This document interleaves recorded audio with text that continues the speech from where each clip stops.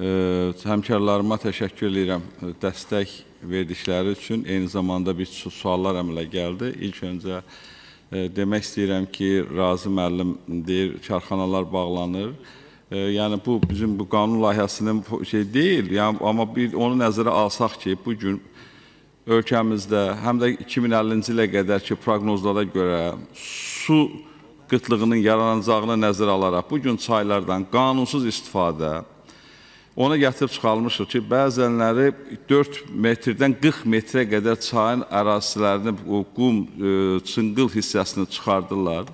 Su bir yerdən digəri axmaq üçün bəzən aylardan o həmin qazıntı məcralarına dolur, onun üzərindən gəlir. Bu da bir çox təsərrüfatların susuzlaşmağına gətirib çıxarır.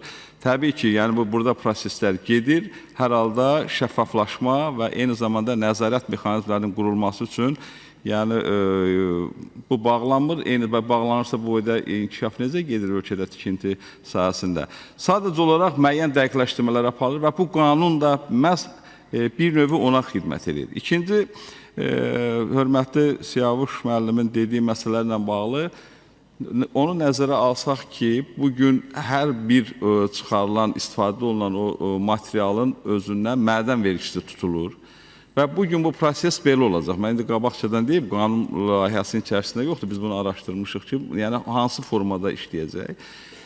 Əgər su tutarlarda və tikindi aparan, daha doğrusu bu suxur çıxaran şirkət, o cümlədən su tutarlarını təmizləyən şirkət, təbii ki, bu bir çox şərtlərlə gələcək, tenderlə istifadə edəcək. Həmin əldə olunan onların materialın yenidən dövrəyə qayıtması üçün mədən vergisinin nəzərdə tutulur ki, aşağı-yuxarı 50% miqdarında dövlətə vergi ödəyəcək. Və həmin o vergidən, əgər bunu bələdiyyə üzərinə götürəcəksə, təbii ki, qalan vəsait bələdiyyə qalacaq.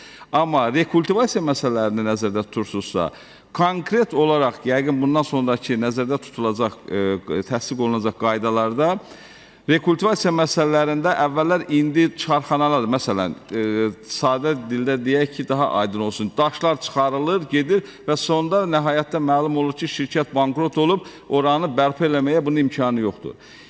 Bütün beynəlxalq təcrübə də bunu göstərir ki, əgər həmin şirkət bu işi görməmişdən əvvəl rekultivasiya məsələləri üçün vəsait ayırır və bu başdan depozit qoyur.